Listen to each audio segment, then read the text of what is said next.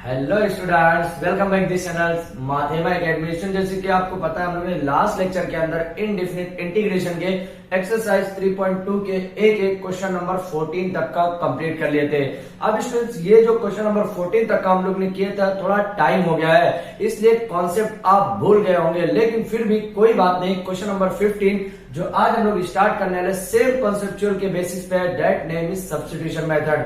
अब स्टूडेंट्स याद रखिए, जब भी इनडेफिनिट इंटीग्रेशन का आप क्वेश्चन कर रहे हो तो सबसे पहला मेथड आपका मैक्सिमम जो यूज होने वाला है, that method name is substitution method. Substitution method एक ऐसा मेथड है जो मैक्सिमम आपको हर क्वेश्चन के अंदर आने वाला है, लेकिन क्वेश्चन के कुछ रूल्स है, वही रूल्स के वजह से आपका ये मेथड यूज होने वाला है।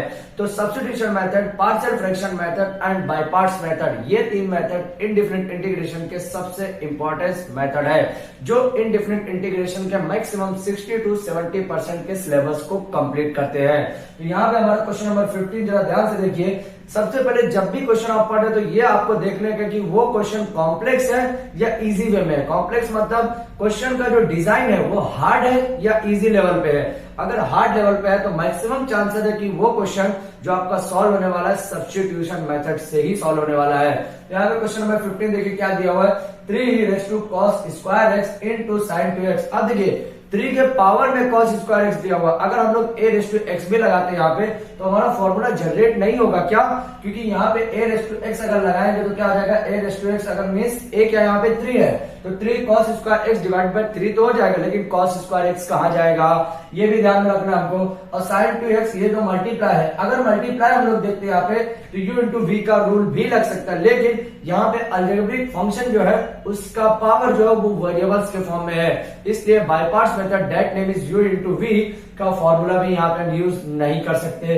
तो फिर यूज क्या करेंगे, चलिए वो देखते हैं। सबसे पहले हमको मालूम है कि यही चीज हमको कंसीडर करना, ले I is equal to integration of 3 cos square x into sine 2x dx। Okay, अब देखिए यहाँ पे अगर मैं कंसीडर पुट करता हूँ यहाँ पे, या कंसीडर करता हूँ कि put cos square x is equal to t, consider करो या पुट करो चलेगा, कोई प्रॉब्लम नहीं है। उसके बाद यहाँ पे मैंने क्या, अब इसको मैं क्या कर रहा हूँ, differentiate with respect to x. X से ही करना है, यहाँ पे जो भी आपका वेरिएबल्स रहता है, एक्स है, वाई है, जेड है, तो उसी के रिस्पेक्ट में आपको करने का है। अब cos स्क्वायर एक्स है, इसका मैं अगर डिफरेंशिएट करता हूँ तो क्या हो जाएगा, 2 cos x into sine x is equal to d t by d x. ये हम लोग ने देखा है, ये बेसिक पार्ट है, ये ऑलरेडी हम लोग ने डिफरेंशिएशन के पार्ट के अंदर ऑलरेडी देख लिए है, इसलिए ये समझना अगर जरूरी है तो आपको डिफरेंशिएशन देखना सबसे पहला जरूरी है, क्योंकि अगर ये नहीं आता है तो इसका मतलब ये हुआ कि डिफरेंशिएशन का चैप्टर्स आपको अभी तक नहीं आ रहा है। ठीक है, तो अब मैं इसको क्या लिख सकता हूँ, यहाँ पे देखिए 2 sin x into cos x d x is equal to d t. अब देखो मेरे पास एक फॉर्मूला है, मेरे को पता है वो फॉर्मूला क्या है, कि ये फॉर्मूला हम लोग ने ऑलरेडी देखा। फॉर्मूला क्या है यहाँ पे कि sign 2x is equal to क्या होता है, 2 sin x into cos x होता है, 2 sin x into cos x होता है। ये फॉर्मूला हम लोग ने देखा हुआ, मतलब इसकी जगह हम लोग क्या लिख सकते हैं, sin 2x लिख सकते हैं। क्या लिख सकते हैं, sin 2x dx is equal to dt। आप ध्यान दो, क्वेश्चन के अंदर sin 2x dx लिखा हुआ है, मतलब ये वाले फॉर्म की जगह क्या लिख सकते हैं हम लोग, sin 2x dx की जगह क्या लिख सकते हैं, dt। और 3 as it is cos square x की जगह हम लोग ने क्या पुट किया था, t। यहाँ पे आपको क्वेश्चन अब चेंज हो जाएगा। देखो क्वेश्चन कितना इजी लेवल पे पहुंच जाएगा। I is equal to integration of 3 to t, क्योंकि ये cos स्क्वायर एक्स को हमने क्या माना था, t माना हुआ है। उसके बाद sin 2x dx इसकी जगह क्या आ जाएगा, dt।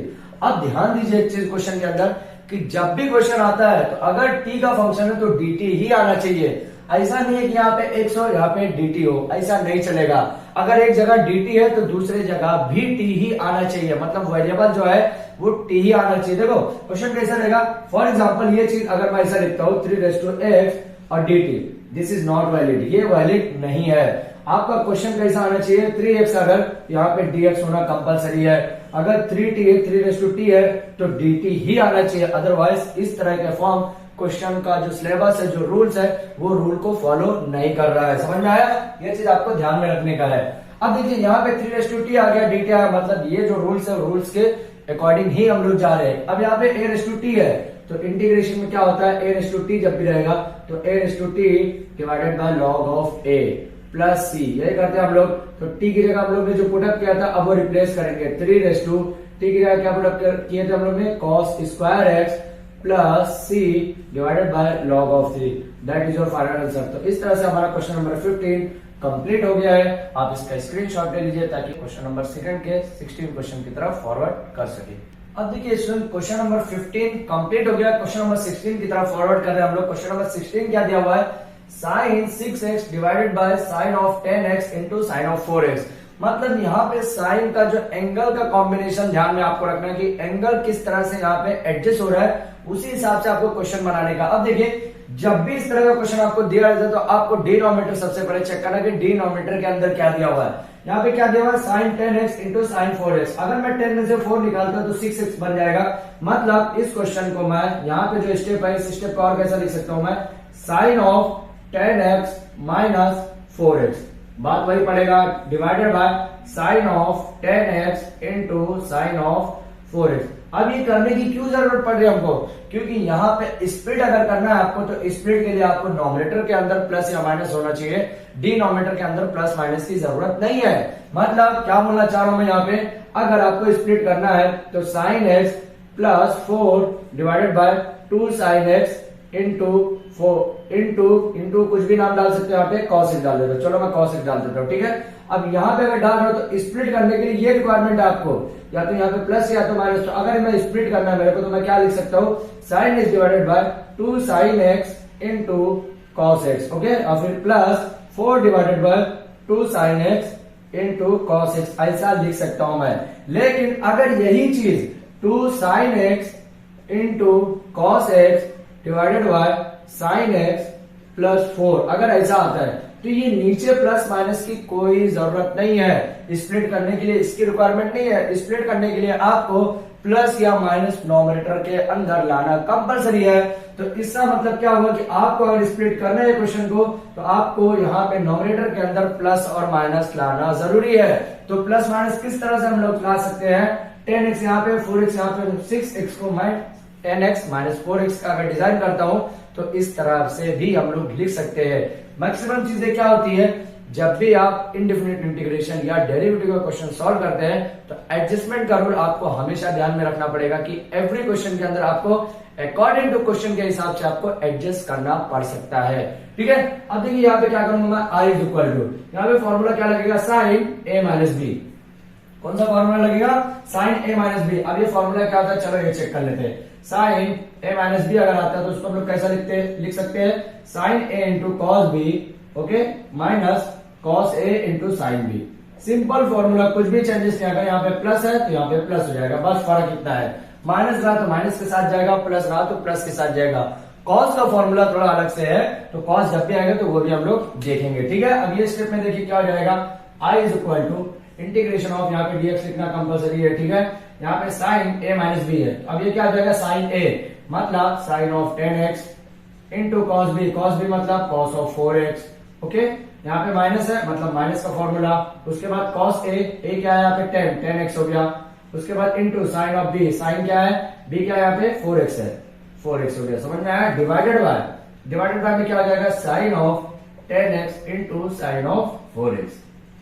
अब थोड़ी देर पहले मैंने बोला था नॉमिनेटर के अंदर प्लस माइनस अगर आता है तो हम लोग स्प्लिट कर सकते हैं। तो देखो नॉमिनेटर के अंदर अब यहाँ पे माइनस आ गया, मतलब एक फॉर्म इसके साथ स्प्लिट कर सकते हैं, एक फॉर्म इसके साथ स्प्लिट कर सकते हैं। अब वो देखो कैसा होगा, ध्यान दो, वो स्प्लिट कैसा होगा, i is equal to integration of, okay, sine of 10x into cos of 4x divided by sine of 10x into sine of 4x minus उसके बाद क्या है यहाँ पे cos of 10x into sine of 4x divided by sine of 10x into sine of 4x, okay. यहाँ पे लगा दिया मैंने dx, चलेगा। अब देखिए यहाँ पे कैंसिलेशन क्या क्या हो रहा है, साइन ऑफ 10x कैंसिल हो गया, इसके अंदर क्या है sine of 4x, sine of 4x cancel हो गया। अब यहाँ पे बचा क्या, यहाँ पे cos of 4x divided by sine of 4x, that is called cot of 4x आ गया, क्या आ गया, cot आ गया। तो i is equal to integration of cot of 4x dx, चलेगा।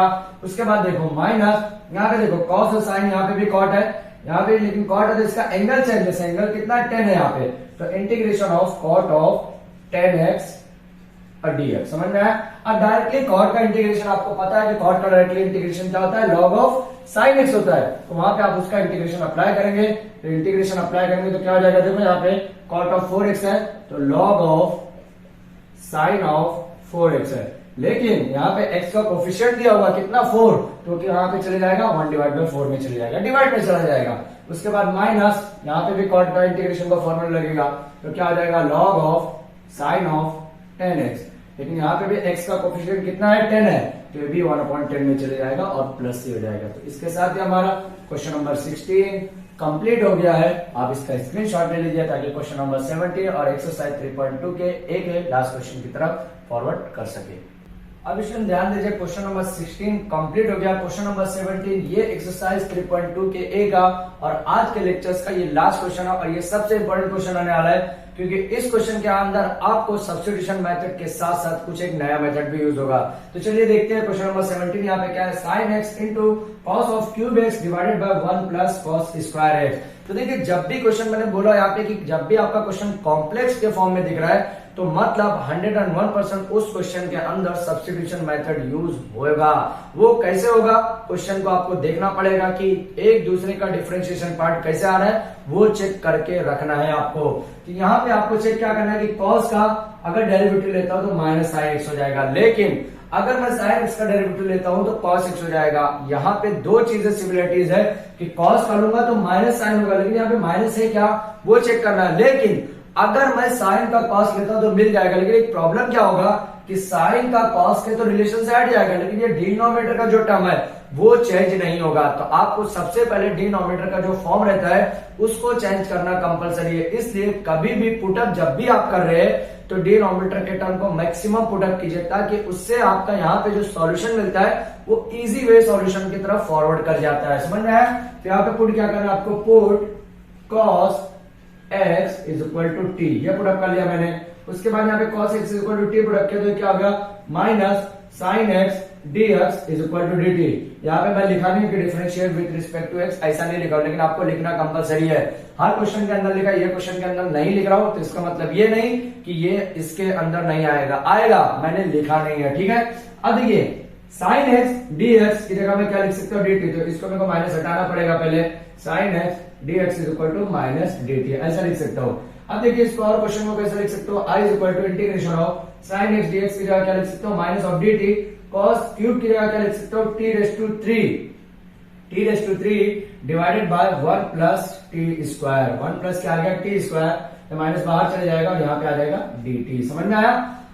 अब फिर वही इंपॉर्टेंट क्वेश्चन आ रहा है कि जब भी आपको स्प्लिट करना है तो ये प्लस और माइनस ऊपर चाहिए। समझ में आया क्या बात कर रहा हूं? जब भी आपको स्प्लिट करना है तो ये प्लस माइनस ऊपर आना कंपलसरी है। अब वो कैसे हो सकता है यहाँ पे कि जब भी आपको इस तरह से करना है तो आपको प्लस माइनस ऊपर लाना है। तो चलिए आपको यहाँ पे कोशिश कीजिए कि आपका नॉमिनेटर का जो फॉर्म है वो डिनोमिनेटर की तरह बन जाए। कैसा, i is equal to integration of t cube है, प्लस टी अगर लेता हूं एक बार माइनस टी लेता हूं तो कोई फॉर्म नहीं, यहाँ पे कन्वर्ट हो जाएगा 1 प्लस टी स्क्वायर और डी टी। ध्यान से देखो यहाँ पे क्या बोल रहा हूं मैं कि टी क्यूब में जैसा था वैसे ही लिखा, एक बार प्लस ऐड किया टी, एक बार माइनस किया, कोई प्रॉब्लम नहीं हुआ। मतलब यहाँ पे एक बार 1 ऐड किया और एक बार माइनस किया तो मतलब 0 ऐड किया, कोई भी छेड़खानी नहीं किया क्वेश्चन से, जैसा था वैसे सिर्फ एडजस्टमेंट किया हो। अब देखो यहाँ पे मेरे को क्या बनाने का, 1 प्लस टी स्क्वायर बनाने का है, तो इसको कैसा लिख सकता हूँ, i is equal to 1 plus t square बनाने का। तो यहाँ पे कैसा लिख सकता हूँ, इसको देखो और अच्छे से देखो तो कैसा लिखूंगा, 1 T plus T cube minus T divided bye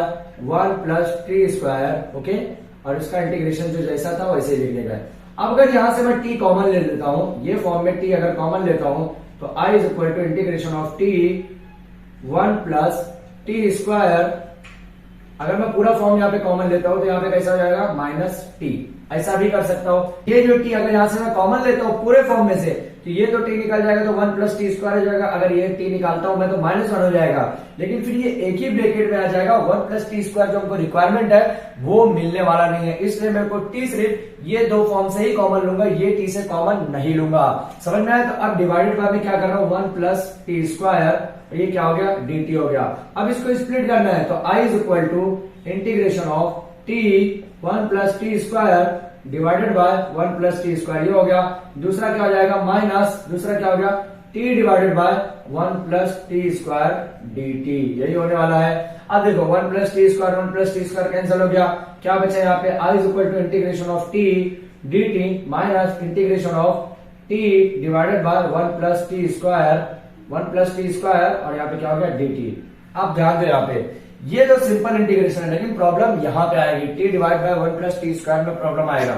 इसका करूंगा ये डेट सॉल्व एक्स रेस्टोरेंट का फॉर्मूला लगेगा यहाँ पे, तो आई इज इक्वल टू टी का क्या हो गया टी स्क्वायर डिवाइड बाय 2, ये तो सिंपल हो गया। लेकिन integration of t divided by 1 plus t square करूंगा तो यहाँ पे हमारा चेंज हो जाएगा। अब चेंज क्या होगा वो इंपॉर्टेंट है। देखो एक फॉर्मूला हम लोग ने पढ़ा था, वो फॉर्मूला क्या है थोड़ा यहाँ पे लिखता हूं मैं, ठीक है। फॉर्मूला क्या देखा था, integration of F dash of x divided by F of x dx। अगर इस तरह का फॉर्म आता है तो हम लोग क्या लिख सकते हैं फाइनल आंसर में, log of mod of f of x plus c, इस तरह से लिख सकते हैं। मतलब डिनोमिनेटर का जो टर्म है अगर उसको डेरिवेटिव कर रहे हैं वो नॉमिनेटर के इक्वल अगर आ रहा है इंटीग्रेशन में तो हम लोग क्या कर सकते हैं, log of f of x भी लिख सकते हैं। मतलब क्या हुआ कि नीचे वाला डेरिवेटिव करने के बाद अगर वो ऊपर वाले इक्वल की तरफ आ रहा है मतलब उसको हम लोग लॉग ऑफ नीचे वाले मॉड की तरफ भी लिख सकते हैं। तो हम इसको करेंगे कैसे, 1 का डेरिवेटिव करेंगे क्या हो जाएगा 0 हो जाएगा, टी स्क्वायर का डेरिवेटिव करेंगे क्या हो जाएगा 2t हो जाएगा। तो यहाँ पे t तो है लेकिन 2 नहीं है, तो 2 हमको एडजस्टमेंट करना पड़ेगा। 2 कैसे एडजस्टमेंट करूंगा मैं, 2 से मल्टीप्लाई किया 2 से डिवाइड किया, कुछ प्रॉब्लम हुआ क्या, नहीं। 2 से मैं यहाँ पे मल्टीप्लाई कर रहा हूँ और 2 से डिवाइड कर रहा हूँ तो बात वही पड़ेगी, डेट्स कॉल्ड 1, कोई प्रॉब्लम नहीं है। 2 से डिवाइड किया 2 से मल्टीप्लाई किया, सेम ये केस के अंदर भी वैसा है। अब ये करने की जरूरत क्यों पड़ी हमको, क्योंकि यहाँ पे आपको क्या बोला था, एफ ऑफ एक्स का डेरिवेटिव अगर वो नॉमिनेटर के इक्वल आता है तो उसको हम लोग log of f of x भी लिख सकते हैं, इस तरह का फॉर्म बना सकते हैं। तो यहाँ पे मैंने डेरिवेटिव किया तो 1 का डेरिवेटिव क्या हो गया 0, टी स्क्वायर का डेरिवेटिव क्या हुआ 2t, तो यहाँ पे तो सिर्फ t था तो मेरे को 2t बनाना था, तो 2 यहाँ पे मैंने मल्टीप्लाई किया और 2 से डिवाइड किया तो मैंने इस तरह का फॉर्म बन गया। अब मैं कैसे लिख सकता हूँ, i is equal to t square divide by 2 minus 1/2, ये जैसा वैसे लिखूंगा, लॉग ऑफ मॉड के अंदर क्या है 1 प्लस टी स्क्वायर प्लस सी। हो गया आंसर हमारा कंप्लीट हो गया। लेकिन टी का जो आपने पुटअप किया था ना वो टी को आपको लिखना कंपलसरी है यहाँ पे। तो आई इज इक्वल टू टी की जगह क्या हो जाएगा, cos square x divide by 2 minus 1/2 log of 1 plus, यहाँ पे क्या आ जाएगा 1 प्लस मॉड के अंदर क्या है कॉस स्क्वायर एक्स प्लस सी। ये हमारा फाइनल आंसर कंप्लीट हो गया है, ठीक है। तो इस तरह से आपको क्वेश्चन को सिर्फ पहचानने का कि क्वेश्चन किस तरह से सॉल्व हो सकता है। देखिए कुछ क्वेश्चन ऐसे भी आएंगे आपको जो आपको क्वेश्चन समझ में नहीं आएगा कि ये इनडिफिनिट इंटीग्रेशन का तो है लेकिन किस तरह से सॉल्व किया जाएगा। तो आपको सबसे पहले आपको क्वेश्चन को चेक करना है कि वो क्वेश्चन में 2 डिफरेंट फॉर्म का रिलेशन है कि नहीं है। मतलब 2 फॉर्म यहाँ पे जैसे 2 नंबर अगर दिया हुआ है साइन एक्स और कॉस एक्स का रिलेशन दिया हुआ है तो कॉस एक्स और साइन एक्स का डेरिवेटिव अगर आपस में रिलेशन में आ रहे हैं मतलब वो सब्स्टिट्यूशन मेथड से सॉल्व हो सकता है। अगर वो भी नहीं दिया है तो 2 फॉर्म आपको चेक करना है कि दोनों प्रोडक्ट के फॉर्म में है क्या, मतलब मल्टीप्लाइड के फॉर्म में है क्या।